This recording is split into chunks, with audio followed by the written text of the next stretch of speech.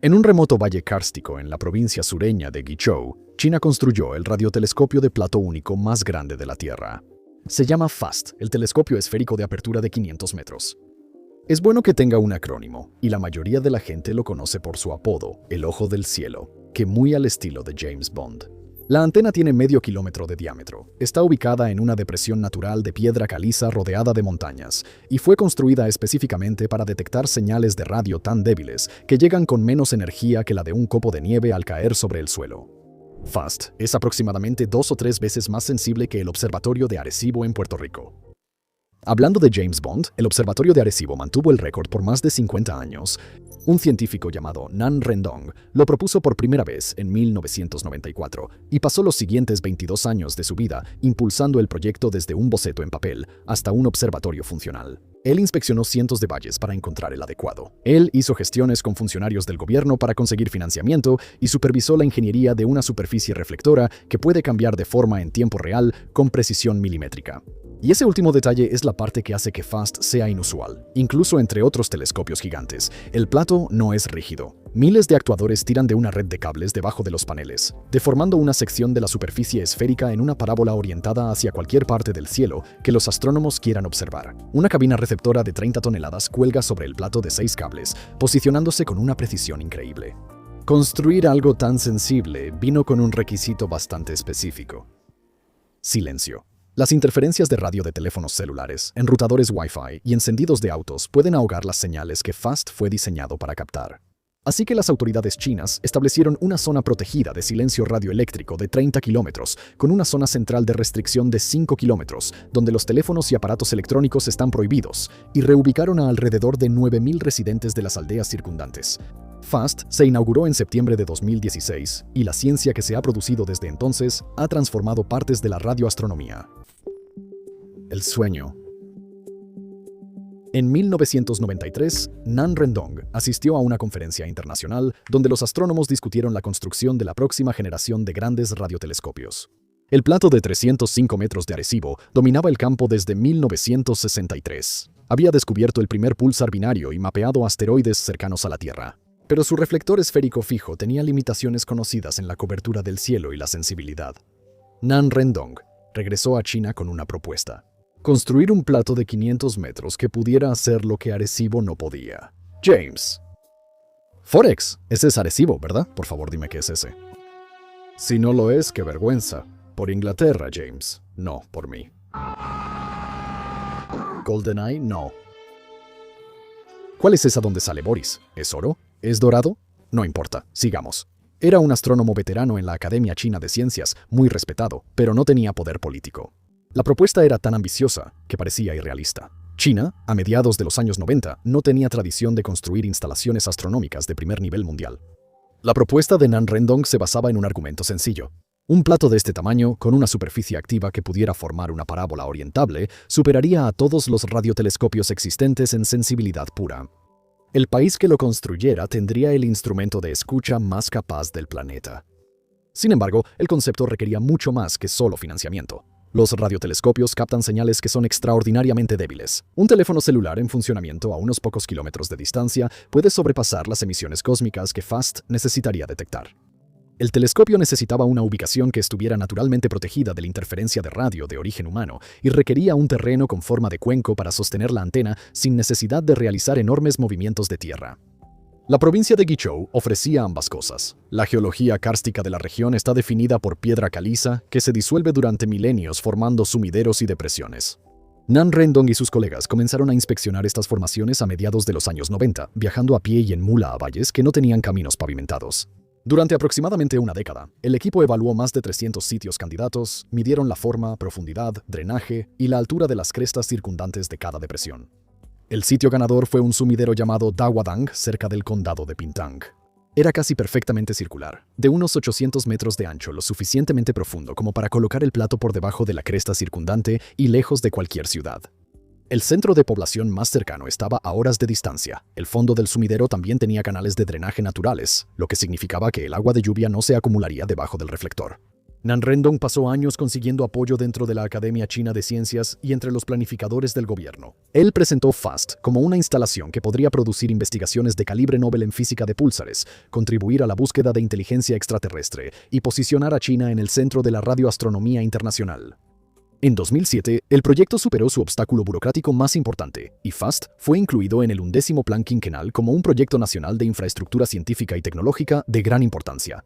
El presupuesto aprobado fue de aproximadamente 1.2 mil millones de yuanes, de los cuales alrededor de 700 millones de yuanes se destinaron a los costos de construcción y el resto se asignó para instrumentación y operaciones iniciales. Nan Rendong ahora tenía que averiguar cómo construir realmente un instrumento de precisión de medio kilómetro de ancho en un valle montañoso sin caminos, sin redes eléctricas y con un clima que era mayormente lluvioso y con niebla. Construyendo el ojo del cielo. La construcción comenzó el 25 de marzo de 2011. La ceremonia tuvo lugar en el fondo de la depresión de Dawag, y el primer desafío real no tenía nada que ver con el telescopio en sí. El valle no tenía caminos de acceso, no había conexión a la red eléctrica, ni cables de fibra óptica, ni suministro de agua, ni viviendas para los cientos de trabajadores que requeriría el proyecto. Antes de que se pudiera instalar una sola pieza del telescopio, los equipos de construcción tuvieron que abrir caminos de acceso a través de las montañas circundantes y construir los sistemas básicos de servicios públicos que le faltaban al sitio. El clima hacía que todo fuera más lento. El clima trae lluvias intensas y niebla densa durante casi todo el año. El condado de Pingtung tiene un promedio de más de 1.200 milímetros de lluvia al año. El equipo de movimiento de tierras se atascaba en las empinadas laderas kársticas y los vaciados de concreto tenían que programarse alrededor de tormentas que podían aparecer en cuestión de una hora. Una vez que la preparación del sitio avanzó lo suficiente, se levantó el primer elemento estructural importante, la viga anular. Esta es una estructura de acero que recorre toda la circunferencia de la depresión en el borde, de aproximadamente 500 metros de diámetro. Se apoya en docenas de columnas soportadas y ancladas en las laderas circundantes. La viga anular sirve como el perímetro fijo del que cuelga todo el reflector. Lograr que estuviera nivelada y perfectamente circular a lo largo de medio kilómetro de terreno irregular fue una de las primeras pruebas de precisión del proyecto. Sin embargo, con la viga anular en su lugar, los equipos comenzaron a instalar la red de cables. Este es el esqueleto estructural del propio plato, una malla de cables de acero tensados desde la viga anular y conectados en miles de nodos. Cada nodo es un punto de unión donde los cables se cruzan y cada uno eventualmente sostendría un panel reflector. La red de cables tuvo que ser tensada cuidadosamente para que la superficie mantuviera la forma esférica correcta bajo su propio peso. Los instaladores trabajaron desde el borde hacia adentro, suspendidos sobre el fondo de la depresión, colocando y ajustando cables en condiciones que frecuentemente eran, húmedas y con niebla. Está muy húmedo y con niebla. Luego siguieron los paneles reflectores. Hay aproximadamente 4.450 de estas cosas, cada una es una lámina triangular de aluminio de varios metros de ancho. Los trabajadores los atornillaron a los nodos de la red de cables, uno por uno. El proceso comenzó en 2015 y continuó hasta mediados de 2016.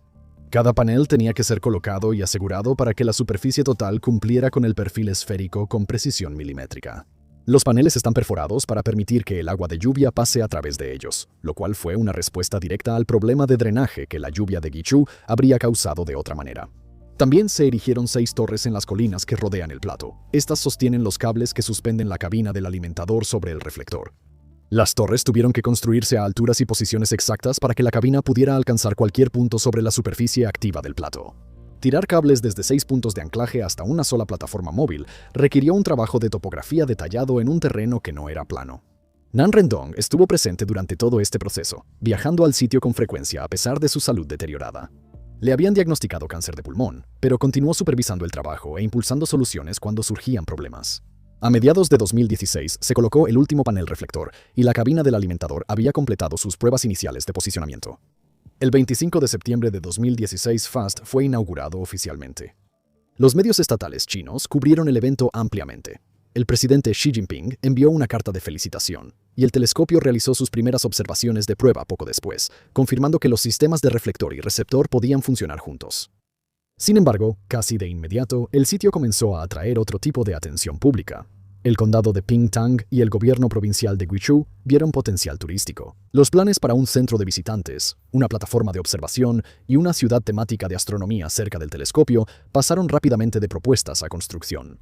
En menos de un año, los turistas llegaban en autobuses para observar el plato desde un área de observación en la ladera de una colina. Los funcionarios locales hablaban abiertamente sobre el desarrollo económico impulsado por la fama del ojo del cielo. El telescopio se había construido para escuchar señales que apenas podían medirse, pero las multitudes que se formaban en la entrada traían teléfonos celulares, vehículos y ruido radioeléctrico junto con su dinero. ¿Cómo apunta realmente FAST? Así que el plato es esférico, y eso fue una elección deliberada. Una esfera tiene la misma forma en todas las direcciones, lo que significa que FAST puede apuntar a diferentes partes del cielo sin inclinar físicamente la estructura. Pero una superficie esférica dispersa las ondas de radio incidentes en lugar de enfocarlas en un solo punto. Para recolectar datos útiles necesitas una forma parabólica, una curva que concentra todos los rayos paralelos incidentes en un solo punto focal. La solución de FAST es ser ambas formas al mismo tiempo, selectivamente. Los aproximadamente 4.450 paneles triangulares descansan sobre la red de cables que describimos antes. Y debajo de esa red, 2.225 actuadores están conectados a los nodos donde se cruzan los cables. Cada actuador es un dispositivo motorizado que puede empujar o jalar su nodo una distancia determinada. Cuando los astrónomos quieren observar un objetivo en particular, los actuadores deforman una sección de la superficie esférica en una forma parabólica de aproximadamente 300 metros de ancho. Esa sección de 300 metros se convierte en la apertura efectiva, la parte de la antena que realmente enfoca las ondas de radio en cualquier momento. El resto de la antena permanece en su perfil esférico predeterminado. Solo la sección activa se remodela y puede cambiar de posición a lo largo de toda la superficie de 500 metros, dependiendo de dónde se encuentre el objetivo en el cielo. Los actuadores trabajan continuamente durante una observación, haciendo pequeños ajustes para mantener la forma parabólica mientras la Tierra gira y el objetivo se desplaza por encima. Sobre el plato, suspendida a unos 140 a 160 metros en el aire, está la cabina del alimentador, y ahí es donde se encuentran los receptores. Esta cabina pesa entre 30 y 33 toneladas, dependiendo de los instrumentos que estén instalados actualmente, y cuelga de 6 cables anclados a 6 torres en las cimas de las colinas circundantes. La cabina se mueve enrollando y desenrollando esos cables a diferentes velocidades, y el resultado es un sistema de posicionamiento accionado por cables que puede colocar la cabina en cualquier lugar sobre la superficie activa del plato. El movimiento es lo suficientemente preciso como para seguir fuentes astronómicas mientras cruzan el cielo, manteniendo el receptor en el punto focal de la parábola que se desplaza abajo. Sin embargo, el posicionamiento solo con cables no es lo suficientemente preciso para la radioastronomía a estas frecuencias. El viento, el estiramiento de los cables y la expansión térmica introducen errores mayores de los que los receptores pueden tolerar. Así que dentro de la cabina de alimentación se encuentra una plataforma Stewart, una estructura hexápoda con 6 patas controladas de manera independiente. Esta plataforma sostiene el receptor propiamente dicho y realiza correcciones precisas en los 6 ejes, movimiento tridimensional y 3 ángulos de rotación. El sistema de cables lleva la cabina aproximadamente al lugar correcto. La plataforma Stewart se encarga de los ajustes finales con una precisión de hasta 1 milímetro. Juntos, estos dos sistemas le dan a FAST capacidades que Arecibo simplemente no podía igualar. La superficie activa y la cabina móvil permiten que FAST siga objetos en un rango de aproximadamente 40 grados desde el cenit en cualquier dirección. La plataforma de Arecibo estaba fija a 3 torres y su plato no podía deformarse, lo que limitaba su seguimiento a unos 20 grados desde el cenit. Entonces, en pocas palabras, esto significa que FAST cubre esencialmente más del doble del área del cielo. El telescopio opera en frecuencias desde 70 MHz hasta 3 GHz. Su instrumento principal de trabajo es un receptor de banda L, equipado con 19 haces individuales. Un receptor de haz único apunta a un solo punto del cielo a la vez. El sistema de 19 haces cubre una amplia zona en cada observación, lo que acelera drásticamente el trabajo de exploración. Este es el receptor que se utiliza para la mayoría de los grandes estudios de púlsares e hidrógeno de FAST. En cuanto a sensibilidad bruta, normalmente se dice que FAST es de 2 a 3 veces más sensible que lo que fue Arecibo. Algunos modos de operación llevan esa cifra aún más alto. La apertura efectiva de 300 metros es comparable en tamaño al plato principal de Arecibo, pero los receptores más nuevos de FAST y sus temperaturas de sistema más bajas le dan una ventaja significativa en la debilidad de las señales que puede detectar de manera confiable. Ahora, toda esta ingeniería se basa en una suposición, que las señales que llegan al plato están dominadas por el cosmos, no por interferencia local. Un teléfono celular transmitiendo a unos pocos kilómetros se registraría en los receptores de FAST como un rugido ensordecedor en comparación con las emisiones de un pulsar a miles de años luz de distancia. La superficie activa, la cabina controlada por cables, la plataforma Stewart, el receptor de 19 haces, todo se vuelve absolutamente inútil si el entorno radioeléctrico alrededor del telescopio se ve comprometido. Mantener ese entorno limpio requirió que el gobierno chino hiciera más que colocar algunos letreros. Requirió desalojar el valle de las personas que vivían allí. El precio del silencio. En 2013, el gobierno provincial de Guizhou estableció formalmente una zona de silencio radioeléctrico que se extiende 5 kilómetros en todas las direcciones desde el centro del plato.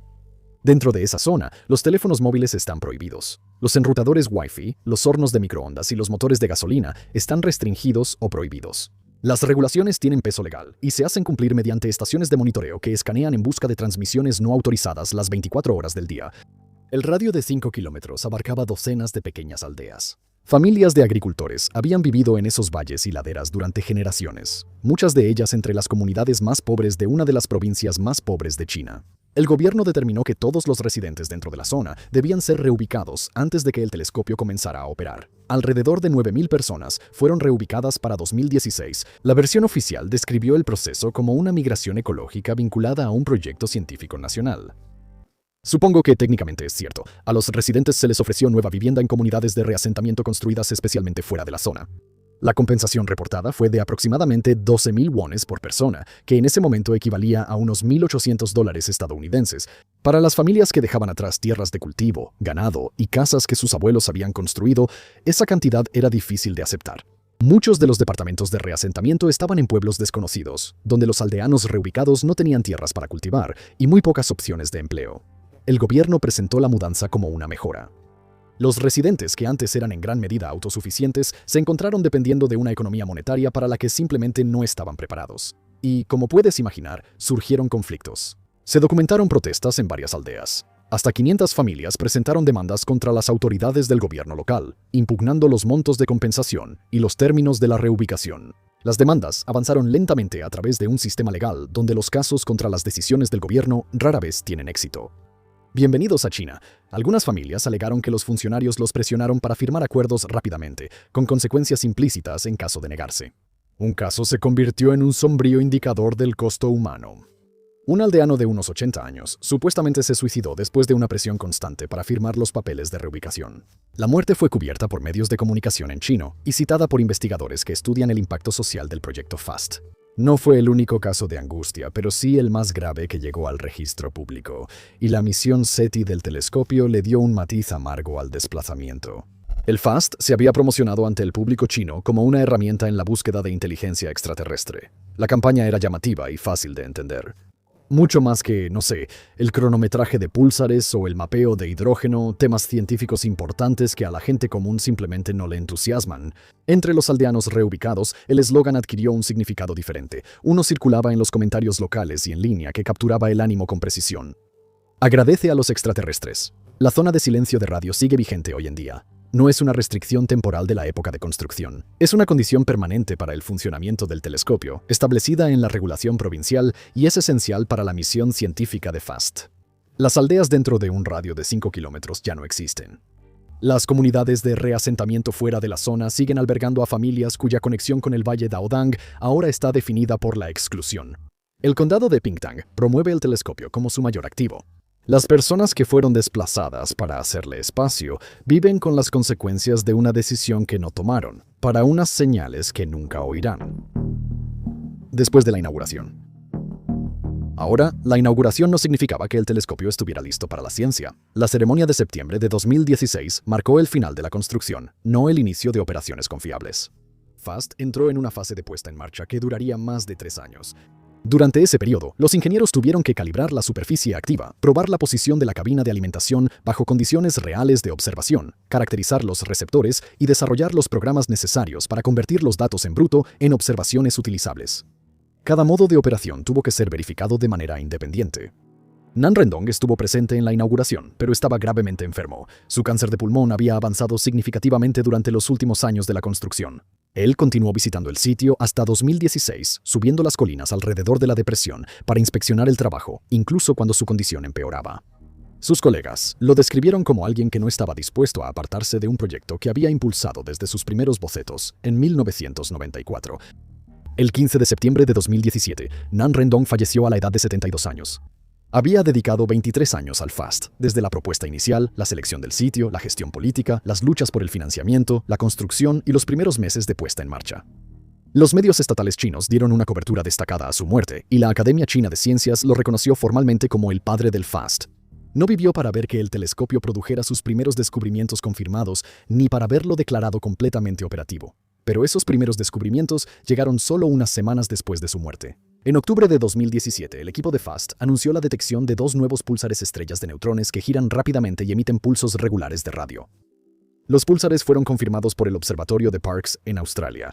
Las detecciones, en términos científicos, fueron modestas, pero eran la prueba que más importaba en esta etapa. Que la ingeniería funcionaba.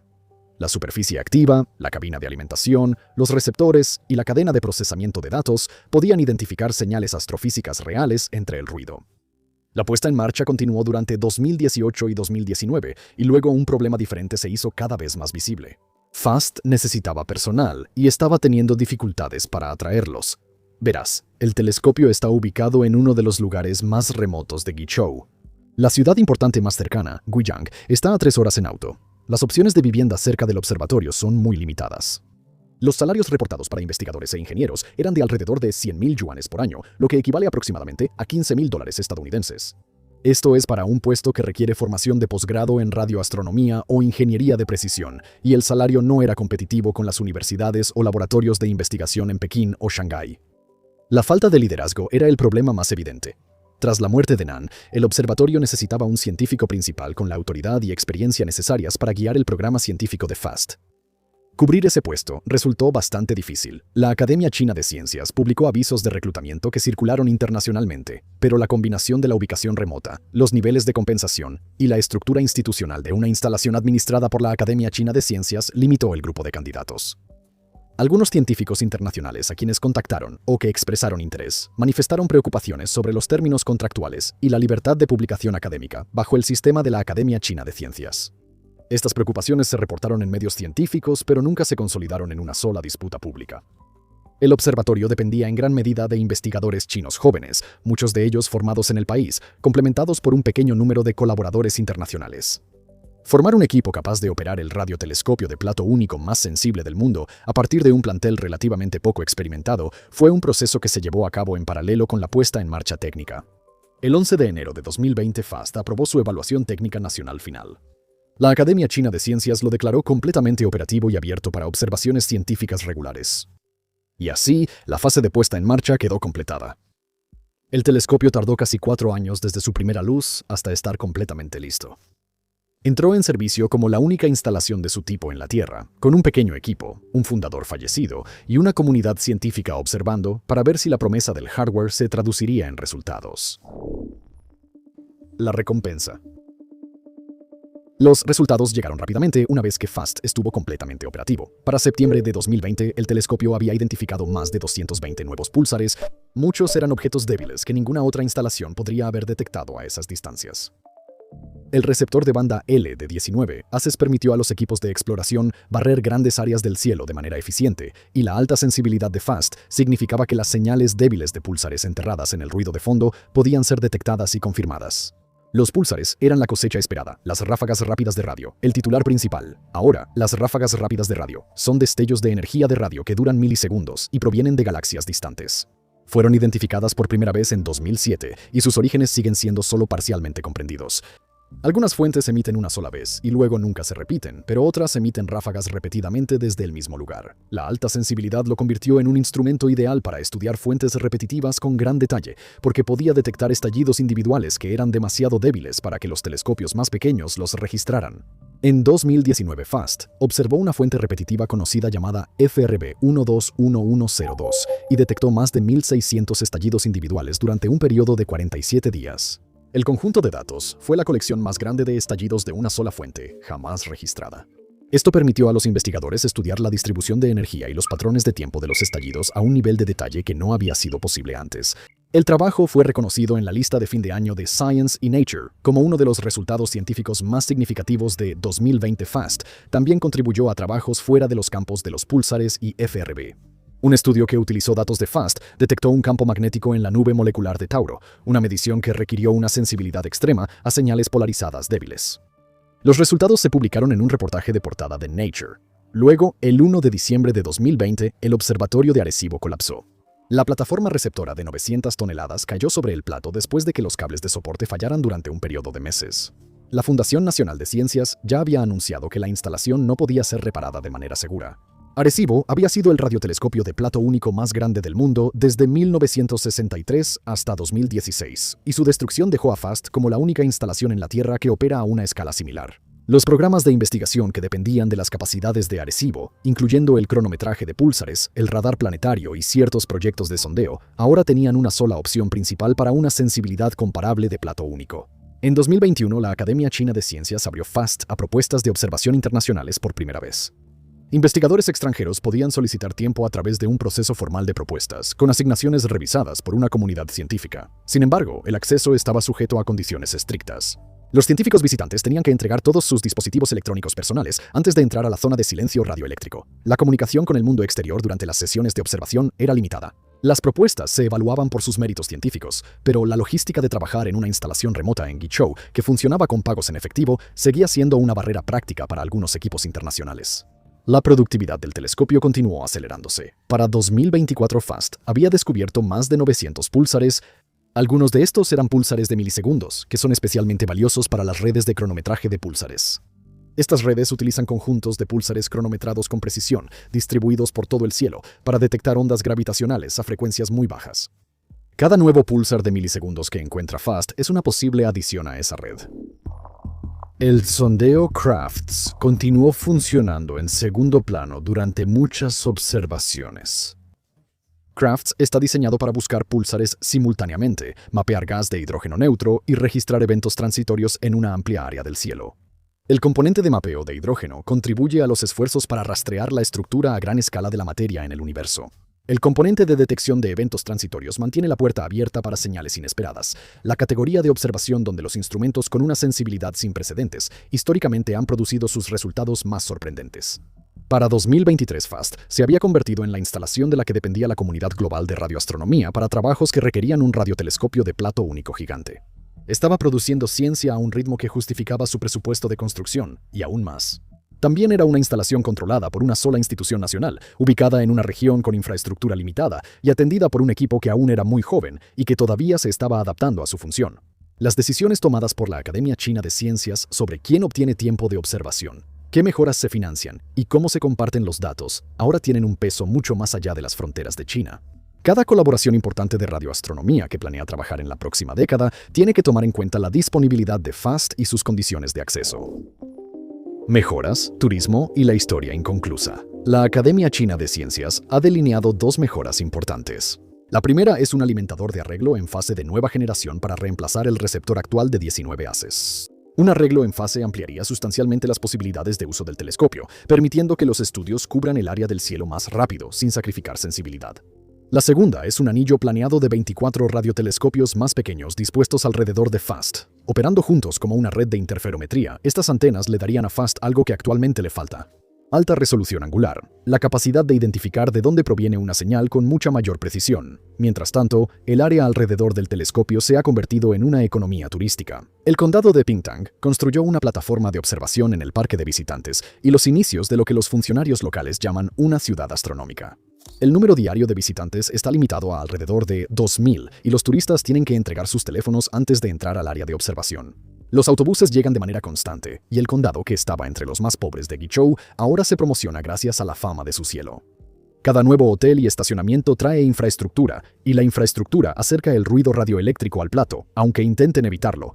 FAST fue construido para operar durante décadas. Las mejoras técnicas están financiadas y avanzando. La cantera de personal va creciendo, pero todavía es joven. La zona de silencio radioeléctrico es una leyenda, pero la economía turística empuja sus límites cada temporada. Estas son las decisiones que determinarán si el telescopio sigue siendo la principal instalación de plato único del mundo, o si gradualmente pierde terreno frente a su propio entorno. FAST es un instrumento de medio kilómetro construido para captar señales tan débiles que están enterradas bajo el ruido estático de la vida moderna. Existe porque Nan Rendong y el Estado chino decidieron que esas señales valían la pena ser escuchadas y porque alrededor de 9.000 personas alrededor de Daodang fueron reubicadas para hacer lugar para el silencio. Desde 2020, el telescopio ha justificado su construcción con púlsares, ráfagas rápidas de radio y mediciones que solo una instalación tan sensible podría producir. Pero la historia no ha terminado. Mantener el ojo del cielo a la vanguardia depende menos de verter concreto y más de decisiones y mejoras. Pero algo es seguro, FAST seguirá escuchando. Gracias por vernos.